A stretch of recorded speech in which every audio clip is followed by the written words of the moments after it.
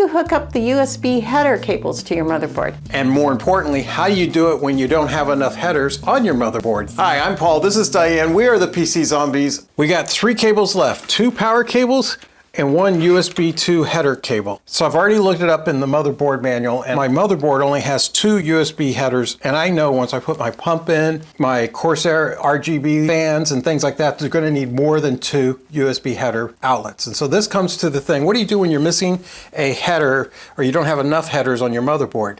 A hub. You remember that? Yes. A hub, right, exactly. Yeah. So we're going to use a hub. The hub I'm going to use, it's an NZXT internal USB hub. The hub itself is going to need power. It comes in like this. This part at the top here is where we hook this hub up to the motherboard. So we'll use the cable that they gave us. We need to plug one part of the cable into this side. What I like about this hub die is it's magnetic. So when we hook it up, we're gonna just actually put it right there. See how it's stuck there? Oh, that's nice. Now the other side of this is gonna go through the middle channel here.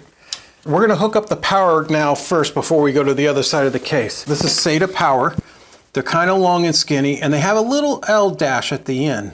They each come on a ribbon that actually provides 4 different powers to 4 different devices. So I only have to plug it in once to the power supply. Now I'm going to take this up to the very top. I'm going to put it on this one, not the one inside, because if the inside one would have to be mounted like this, and it'll be impossible to get your finger in there and push down on that thumb latch without first taking out the back cable and plug it right in.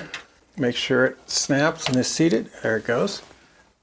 Oh yeah, I could definitely put this up here.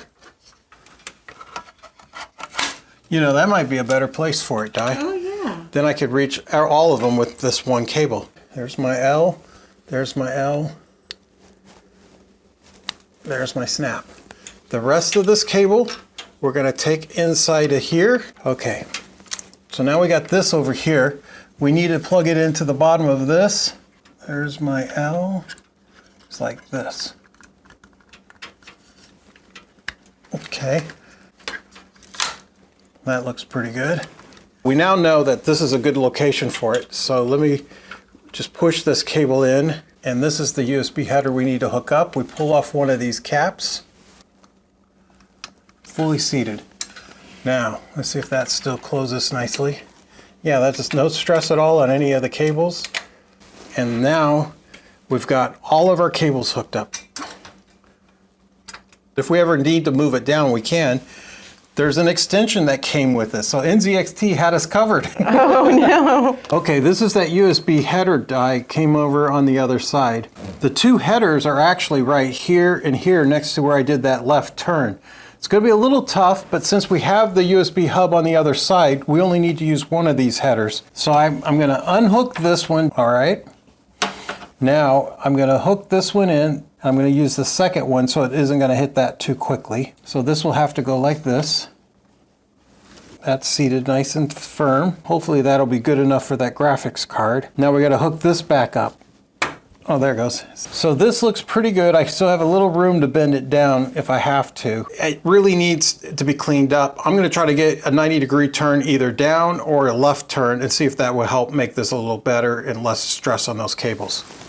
On this side, this SATA connector is kind of bulky and they stick out as well. I think I'm going to try to see if I get some custom cable mod SATA connectors that are cleaner than these. I hate these when they have like 4 connectors on one. They just bunch up and they always are in the way. Well, we did it. We did, Di. Yes.